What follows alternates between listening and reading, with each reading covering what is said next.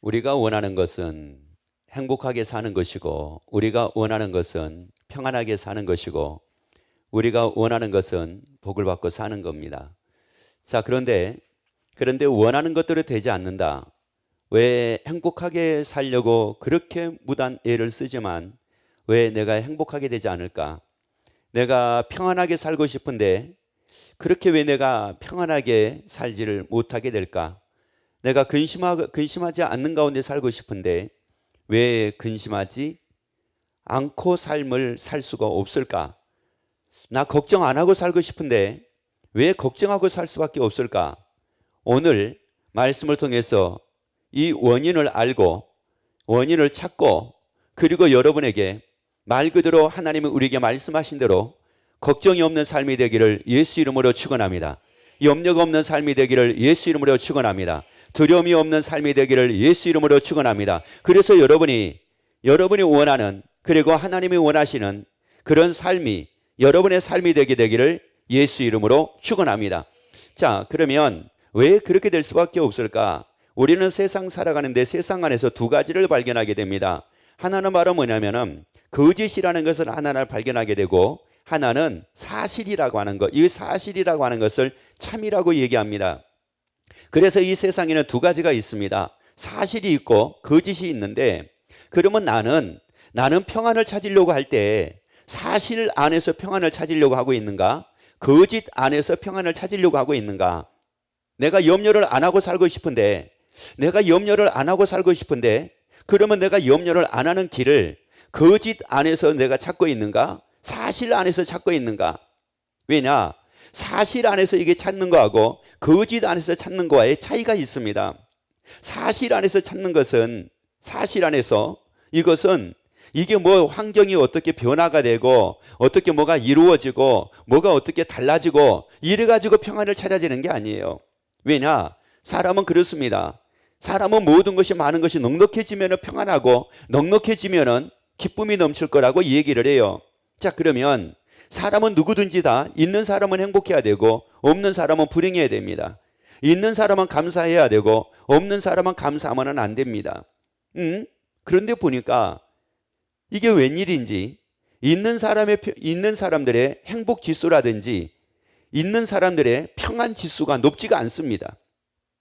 전 세계적으로도 잘 사는 나라 사람들하고, 그리고 좀 이렇게 보게 되면 못 산다라고 하는 나라하고 행복 지수를 보게 되면 잘 사는 나라의 사람들이 행복 지수가 높지가 않습니다.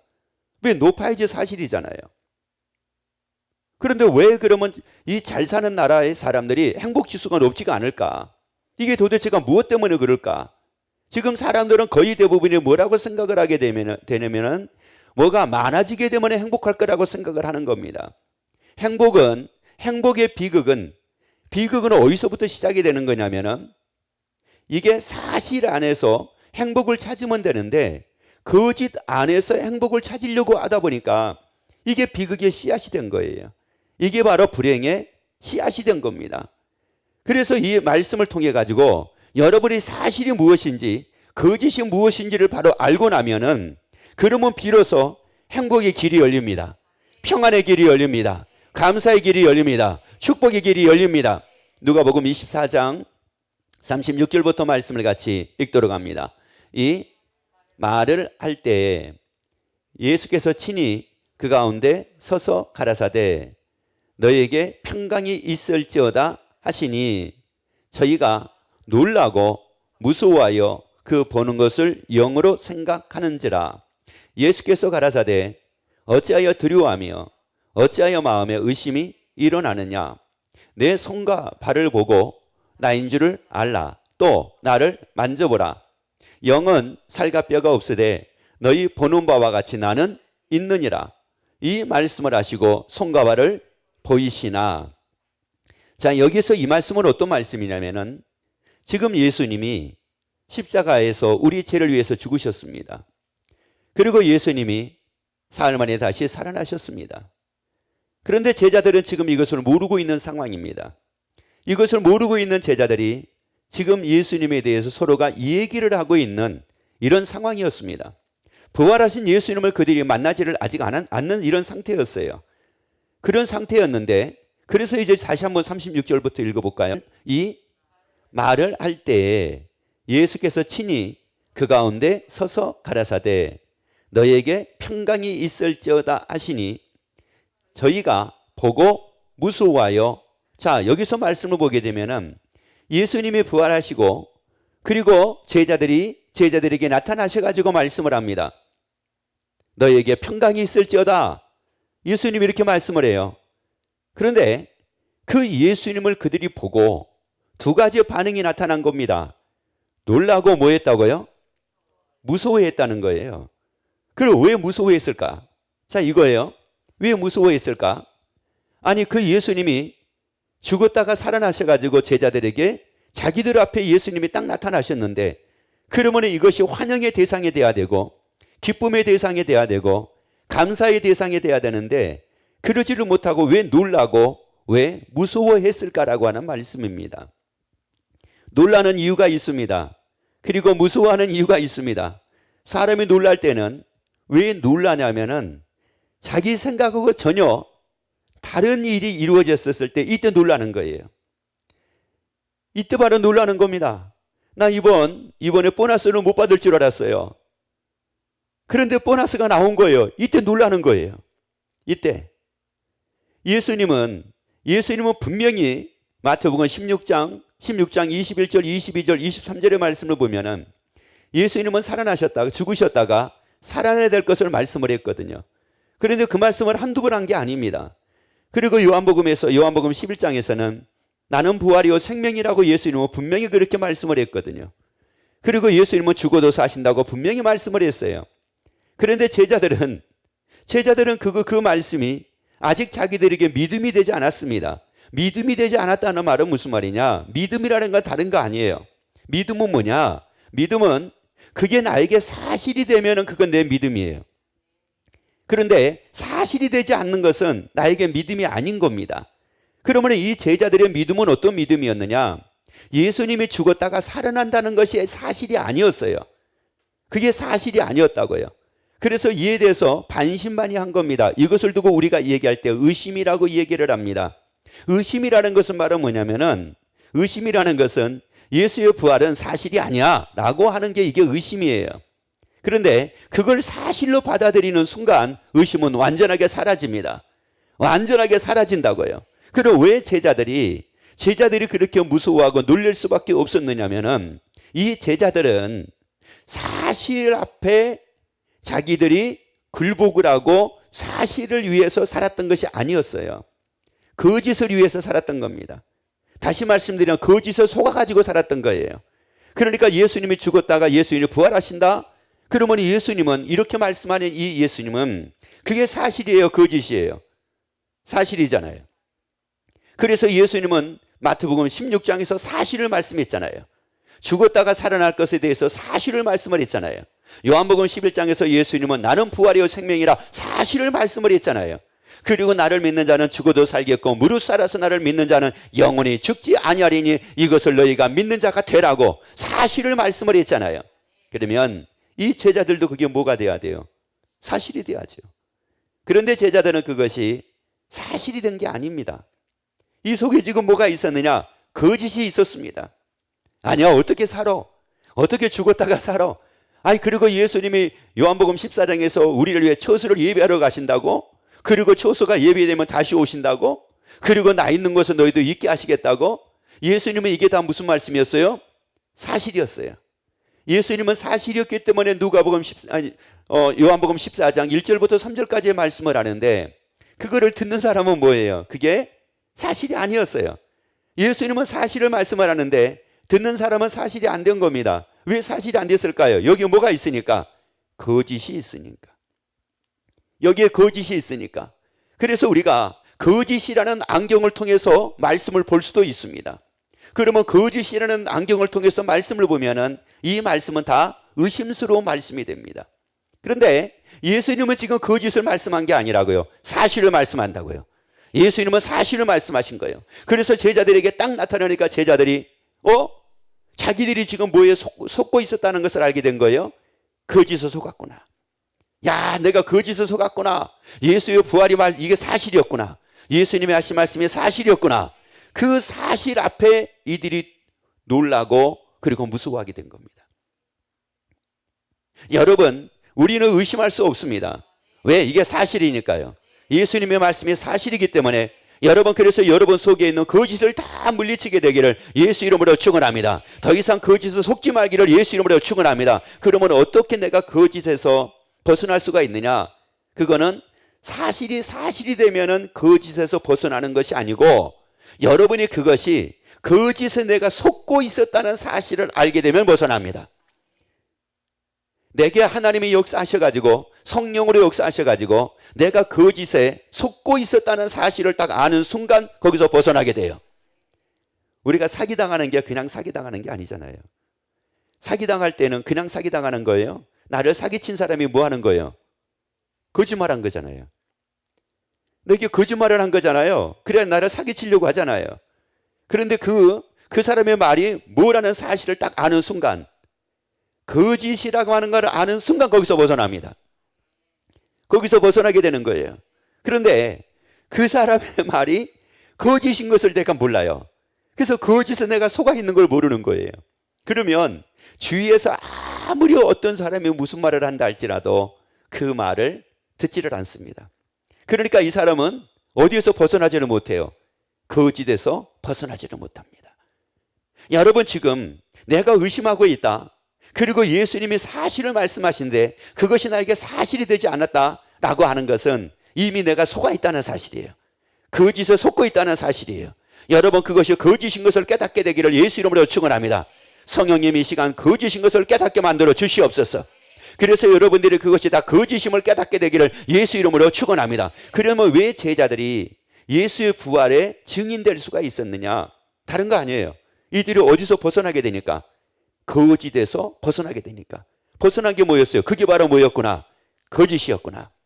야, 내가 어떻게 이게 부활이 가능해? 어떻게 다시 사는 게 가능해? 라고 생각하고 살았던 것이 이게 뭐였구나?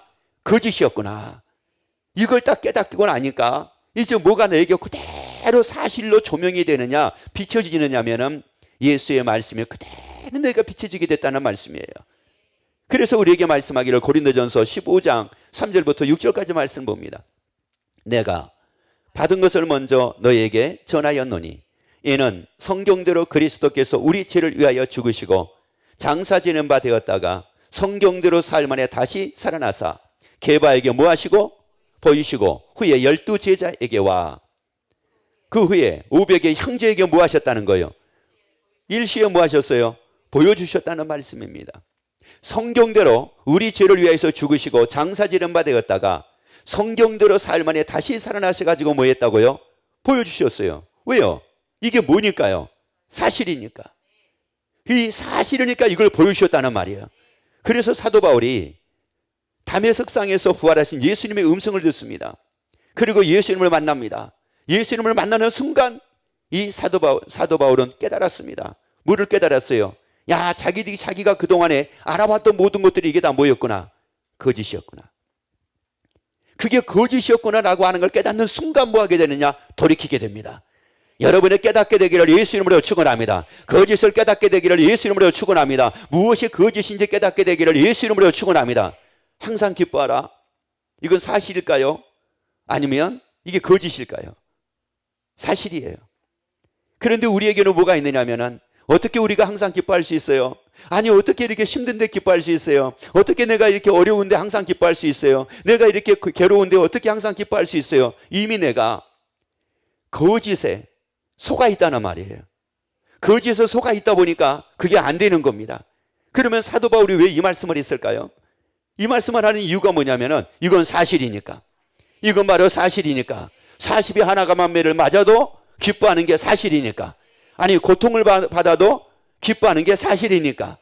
여러분, 그래서 여러분 안에 있는 거짓을 철저하게 깨닫게 되기를 예수 이름으로 축원합니다. 그걸 깨닫는 순간 거기서 벗어나게 되는 거예요. 그때 바로 진리로 자유함을 얻게 됩니다. 그때 항상 기뻐하게 됩니다. 쉬지 않고 기도하게 됩니다. 범사에 감사하게 됩니다. 그리고 이것이 우리를 향하신 하나님의 뜻이라고 말씀을 하는데 이 뜻이 그대로 다 이루어집니다.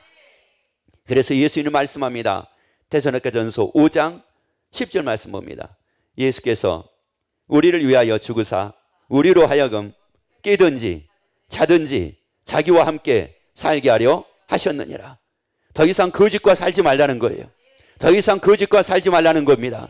여러분, 우리가 거짓과 사는 것이 아니라 예수님의 말씀, 사실과 살게 되기를 예수 이름으로 축원합니다. 진리와 살게 되기를 예수 이름으로 축원합니다. 예수님 말씀합니다. 나와 함께 뭐 하자는 거예요? 살자. 더 이상 그 거짓과 살지 말라는 거예요. 더 이상 내 속에 있는 거짓과 살지 말라는 거예요. 거짓의 생각과 살지 말라는 거예요. 거짓의 마음과 살지 말라는 거예요. 거짓의 감정과 살지 말라는 거예요. 거짓의 기분과 살지 말라는 겁니다. 누구와 함께 살자고요? 나와 함께 살자. 예수님 말씀합니다. 나와 함께 살자. 나와 함께 살자. 더 이상 너희가 속지 말라. 나와 함께 살자. 너희가 더 이상 속고 살지 말고 나와 함께 살라. 아니, 더 이상 너희가 고통에 속아가지고 살지 말고 나와 함께 살자. 너희가 더 이상 괴로움에 속아가지고 괴로워하지 말고 나와 함께 살자. 사실이 있고 거짓이 있습니다. 여러분, 우리는 사실을 사실로 받아들이는 것보다도 거짓을 거짓으로 받아들이는 것, 거짓을 참으로 받아들이는 게 우리에게는 더 익숙해져 있습니다. 왜? 세상은 좋은 것을 좋은 것만 얘기하는 것이 아니라 세상은 안 좋은 걸 더 많이 얘기하기 때문에 그렇습니다. 부정적인 것을 더 많이 얘기하고 있기 때문에 그런 겁니다. 사람은 사실보다는 거짓에 대해서 더 이걸 받아들이는 게 익숙해져 있기 때문에 그럽니다. 사실이 아닌 것을 사실로 받아들이는 것, 이것이 더 익숙해져 있기 때문에 그럽니다. 그렇기 때문에 우리가 하나님의 말씀이 사실임에도 불구하고 이 말씀을 받을 때마다 우리에게는 뭐가 여기에 생기느냐면 의심이 생깁니다. 왜요? 내 속에 뭐가 있으니까? 거짓이 있으니까. 그래서 거짓과 이 참이, 사실이 부딪히는 거예요, 내 속에서. 그러다 보니까 여기서 어떤 마음이 생기느냐? 갈등하는 마음이 생기는 겁니다. 예수님 내게 말씀합니다. 나와 함께 살자는 거예요. 예수님 내게 말씀합니다. 나와 함께 살자. 너희가 더 이상 속지 말고 나와 함께 살자. 거짓과 함께 살지 말고 나와 함께 살자. 요한일서 4장 10절 말씀을 같이 우리 읽습니다.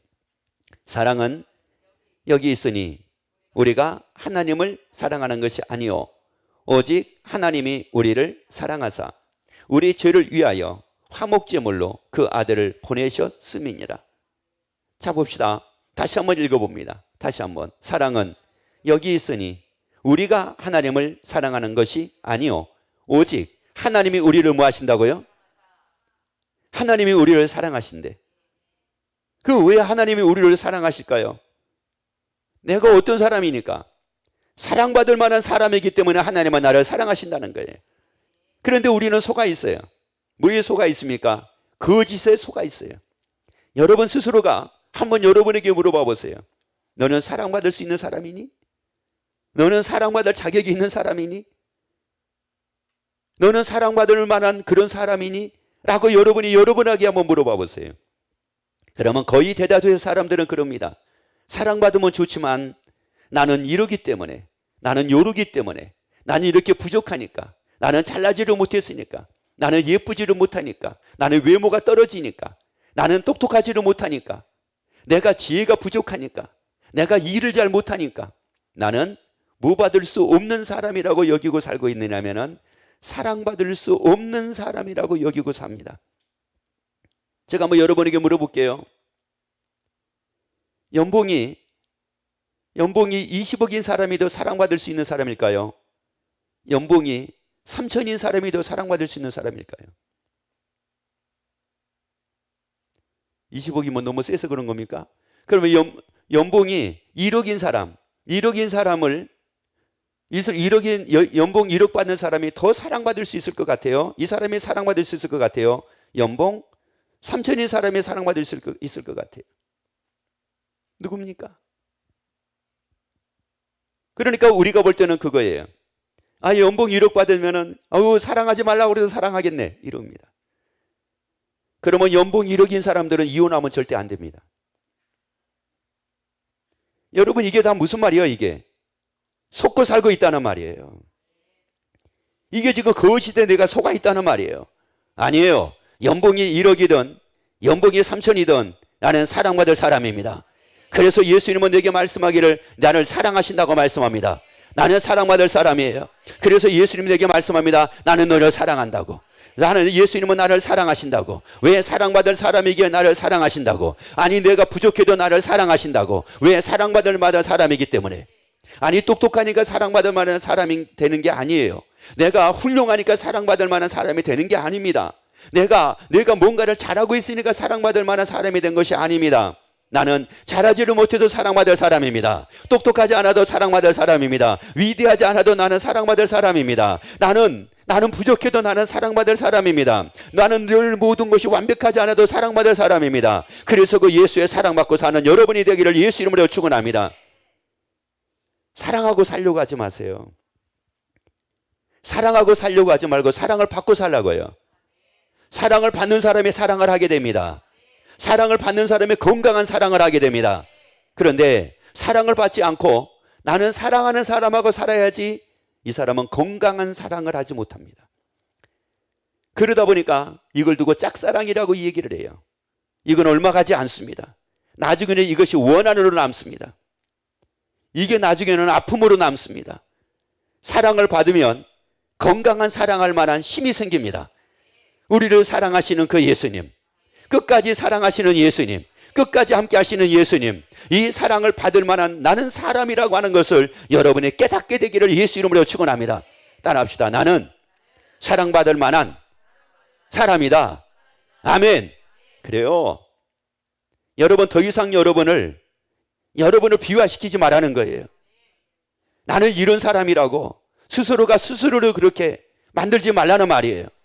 나는 어떤 사람이라고요? 사랑받을 만한 사람.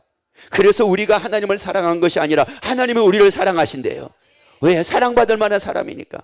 그렇기 때문에 9절에서 말씀을 합니다. 9절 같이 읽습니다. 하나님의 사랑이 우리에게 이렇게 나타난 바 되었으니 하나님이 자기의 독생자를 세상에 보내심은 저로 말미암아 우리를 살리려 하심이니라. 아니 보세요. 저로 말미암아 우리를 뭐하라 하신대요? 왜 살리려 하실까요? 여러분 잘 보세요. 왜 예수님이 우리를 살리려 하실까요? 왜 예수로 말미암아 우리를 살리려 하실까요? 살리려 할 때는 그냥 살리려 하지 않습니다. 우리가 스카웃을 한다고 얘기를 하잖아요. 여러분 스카웃을 아무나 스카웃 합니까? 야구 선수를 스카웃을 할 때 아무나 야구 선수를 스카웃을 하느냐고요. 초등학교 이제 감독이, 코치가, 거기에 이제 축구팀이 있는데 이 코치가 학생들이 들어옵니다. 학교를 들어와요. 그러면 애들을 쭉 관찰을 합니다. 그리고 나서 얘기합니다. 야, 너 축구 한번 해볼래? 아무나에 가가지고 축구 한번 해보려 그런 겁니까? 뭐가 있을 때요? 가능성이 있을 때 얘기하는 거예요. 그 왜 우리를 살리겠다고 이렇게 말씀을 하느냐?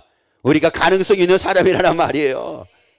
잘 될 수 있는 가능성이 있다는 말이에요. 그렇기 때문에 우리를 살리려 하신다고 말씀을 해요. 그런데 우리는 뭐예요? 또 거짓에 속아 있는 거예요. 나 같은 사람은 가능성 없는 사람이에요. 아유, 나 같은 사람은 불가능한 사람이에요. 나 같은 사람은 어쩔 수 없는 사람이에요. 아니요, 여러분 이걸 여기서 빨리 여러분이 벗어나게 되기를 예수 이름으로 축원합니다. 나는 가능성 있는 사람이라는 것을 깨닫게 되기를 예수 이름으로 축원합니다. 그리고 거기서 벗어나게 되기를 예수 이름으로 축원합니다. 그러니까 나를 뭐하려 하심이라? 살리려 하심이라. 아니, 잘 되도록 살리려고 아무리 살리고 또 살리고 또 살리려고 해도 안 되는 겁니다. 그거를 하나님이 모르시겠느냐는 말이에요. 하나님은 다 아신다고 말씀을 합니다. 그 하나님이 나를 살리신대. 나를 하나님이 살리신대. 아브라함같이 나를 살리려 하신대. 야곱같이 나를 살리려 하신대. 이삭같이 나를 살리려 하신대. 요셉같이 나를 살리려 하신대. 사도 바울같이 나를 살리려 하신대. 베드로같이 나를 살리려 하신대. 여러분 그러기 때문에 예수님과 함께 살게 되기를 예수 이름으로 축원합니다. 나를 살리려 하시는 예수님과 함께 살게 되기를 예수 이름으로 축원합니다. 그것뿐만입니까? 이사야 41장 10절을 봐봅니다. 두려워 말라, 내가 너와 함께함이니라. 놀라지 말라, 나는 내 하나님의 됨이니라. 내가 너를 굳세게 하리라. 참으로 너를 뭐하리라? 왜 나를 도와주신다고 말씀을 할까요? 왜 나를 도와주신다고 말씀을 할까? 아들이 사업을 하다가 어떻게 잘못돼가지고 어려움에 처하게 됐어요. 그래서 아버지한테 가서 얘기했습니다. 아버지, 일이 어떻게 잘못돼 가지고 이렇게 됐네. 조금만 도와줘 아버지. 그랬어요. 그랬더니 아버지가 하시는 말씀이, 너는 도와줘도 안 돼. 괜히 너만 힘들어하지 말고, 아니 모두를 힘들게 하지 말고 그냥 그거 접자. 아버지가 그렇게 얘기를 했어요. 왜 그랬을까요? 걔는 도와줘도 안 될 사람이었기 때문에 그런 거예요. 그래서 아버지가 매정하게 그렇게 말씀을 하신 것은 그 자녀를 미워했기 때문에가 아니에요. 아버지가 아무리 도와줘도 안 될 사람이었기 때문에 그렇습니다. 그런데 예수님은, 그런데 그 하나님은 나를 참으로 도와주시겠대. 왜요? 하나님이 나를 도와주시면 된다는 말이에요. 예수님이 나를 도와주시면 된다는 말이에요. 그러니까 도와주기는 도와주되 내가 이 사람을 도와줘가지고 살릴 수 있다. 얼마든지 이 사람을 내가 도와줘가지고 대박나게 할 수 있다. 그러면 나는 아낌없이 도와줄 수가 있습니다. 그런데 나는 이 사람을 도와주기는 도와주지만 이 사람을 그렇게 살릴 수는 없다. 대박나게 할 수는 없다. 그러면 도와주는 자체가 불안합니다. 그러다 보니까 뭐가 돼요? 도와주는 것을 꺼려하게 되고 도와주지를 않습니다. 그런데 하나님은 내게 말씀합니다. 참으로 나를 도와주시겠대. 그러면 하나님께 도움받으면 된다는 말이에요. 아니, 내가 하나님께 도움받으면 된다는 말이에요. 내가 그 예수님께 도움받으면 된다는 말이에요. 그러니까 예수님이 내게 말씀하기를, 나와 함께 살자. 내가 너를 도와주면 된다. 내가 너를 도와주면 된다. 너 잘 되게 돼 있다. 너 얼마든지 능치 못할 일이 없는 삶을 살 수 있게 됐다. 너 얼마든지 잘 되는 삶을 살게 된다. 내가 너를 참으로 도와주리라. 내가 너를 참으로 도와주리니 나의 도움을 받으라. 나의 도움을 받으라. 나의 도움을 받으라. 여러분, 예수님의 도움받는 여러분이 되기를 예수 이름으로 축원합니다. 그래서 도움받기 위해서 예수님과 함께 사는 여러분이 되기를 예수 이름으로 축원합니다. 그 예수 이름은 어떤 분이라고 말씀을 했어요? 히브리서 13장 8절입니다. 예수 그리스도는 어제나 오늘이나 영원토록 뭐라고요? 그래요. 왜 여기서 어제라고 말씀을 하고 오늘, 내일 이것만 말씀을 하면 될 걸 왜 어제를 말씀을 하고 있을까요?